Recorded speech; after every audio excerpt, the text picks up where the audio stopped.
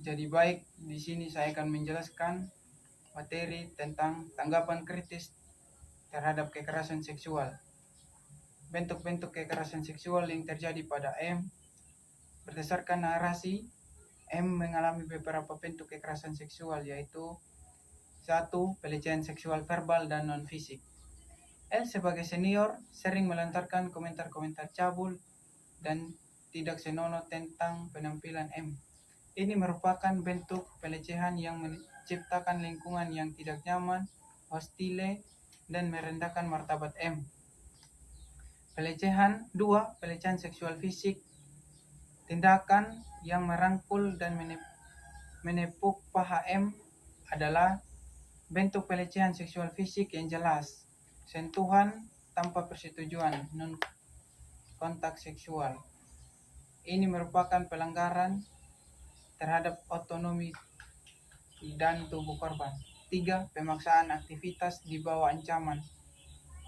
L memaksa M untuk tetap tinggal dan menemani hanya sebentar di kamarnya meskipun M telah menunjukkan keinginan untuk pergi. Situasi ini menciptakan dinamika pemaksaan di mana M merasa tidak memiliki pilihan atau kemampuan untuk menolak, terutama karena status L sebagai senior.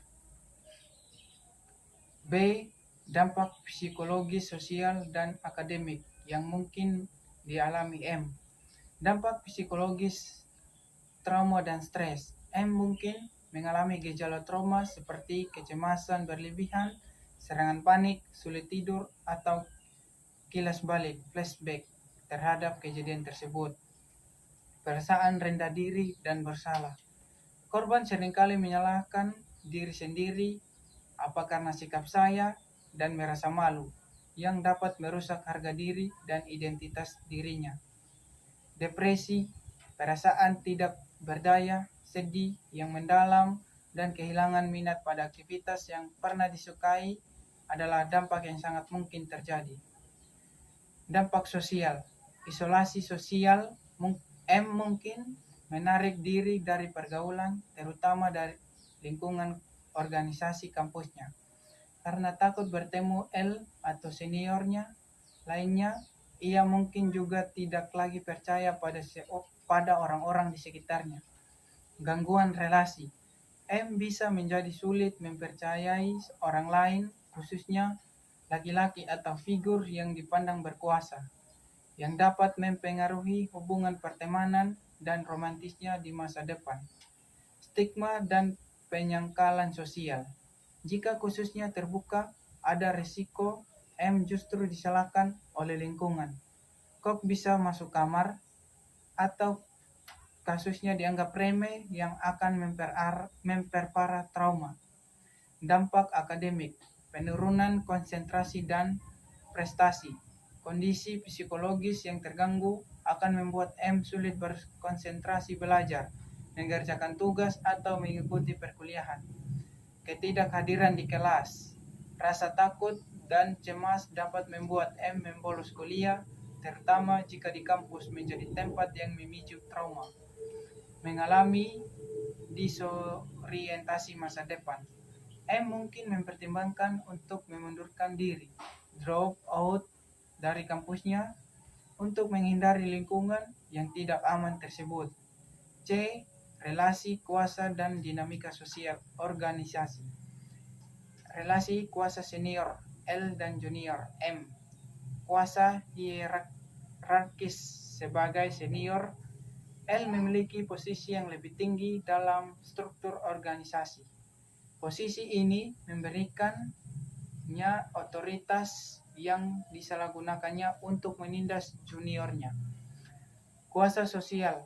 L memiliki jaringan pertemanan dan pengaruh yang lebih luas sebagai senior. M sebagai junior baru berada dalam posisi rentan karena takut dikucilkan, tidak diterima, atau bahkan dibully jika melawan atau melapor. Eksploitasi kepercayaan. Hubungan senior-junior seharusnya dilandasi kepercayaan dan bimbingan. L mengkhianati kepercayaan ini dan menggunakan statusnya untuk melakukan kekerasan. relasi sosial dalam organisasi yang menghambat pelaporan, budaya senioritas dalam budaya senioritas yang kuat, suara junior sering dianggap tidak penting melapor pada senior dan sering dianggap tidak penting melapor pada senior lain atau pengurus ini inti bisa dianggap sebagai pembangkangan atau tidak bisa diatur. Sistem yang melindungi pelaku. Jika L adalah figur yang populer atau berpengaruh besar, kemungkinan organisasi akan lebih memihak dan melindungi L daripada mendengarkan M. Korban akan dihadapkan pada mekanisme penyangkalan atau denial dan victim blaming. Takut terhadap pembalasan, M mungkin takut L akan membalas dengan mengganggunya lebih lanjut, mengancam atau merusak reputasi M di dalam organisasi kampus. Tekanan untuk bersikap kuat, ada tekanan sosial terutama pada perempuan untuk dianggap kuat dan tidak cengeng sehingga melapor dianggap sebagai tanda kelemahan. D. Rekomendasi penanganan dan peran teman sebagai support system. Rekomendasi penanganan institusional. 1.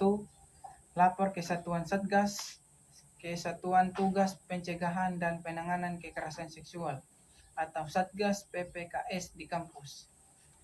Setiap di Indonesia sekarang diwajibkan memiliki Satgas PPKS berdasarkan Permendikbud Ristek nomor 30 tahun 2021.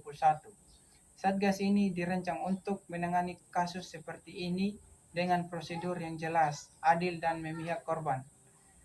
2. Cari bantuan psikologis.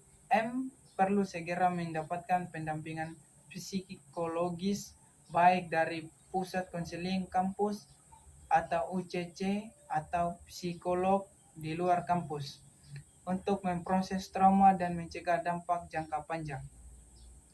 3. Dokumentasikan bukti. Jika memungkinkan, M dapat mencatat dengan detail setiap insiden yang terjadi, termasuk tanggal, waktu, dan apa yang dikatakan atau dilakukan L. Jika ada bukti dalam bentuk chat atau pesan, simpan dengan baik. Peran teman sebagai support system. Teman-teman M seperti yang disebutkan dalam cerita memainkan peran kritis. Berikut yang seharusnya mereka lakukan: percaya dan validasi perasaannya. Langkah pertama dan terpenting adalah mempercayai cerita M tanpa kegunaan katakan, kami percaya padamu, ini bukan salahmu. Hindari pernyataan yang menyudutkan seperti kenapa kamu masuk kamarnya. 2. Dengarkan tanpa menghakimi, berikan ruang aman bagi M untuk bercerita tanpa merasa terburu-buru atau dihakimi. Biarkan ia mengekspresikan semua emosinya. 3. Jangan menyalahkan, no victim blaming, atau tegaskan bahwa satu-satunya orang yang bersalah dalam situasi ini adalah L, si pelaku. 4. Tawarkan bantuan psikis praktis. Tanyakan apa yang dibutuhkan M. Apakah perlu menemani ke pusat konseling? Apakah perlu melapor kepada Satgas PPKS? Apakah perlu menginap di tempat temannya untuk merasa aman? Jangan memaksa, tetapi tawarkan opsi dan dukungan untuk menjalankannya. 5. Dukung keputusannya. Kembalikan kendali kepada M. Biarkan M yang memutuskan langkah selanjutnya, atau melapor atau tidak, atau peran teman adalah mendukung keputusan tersebut, bukan memaksakan kehendak mereka sendiri. 6. Jaga kerahasiaan.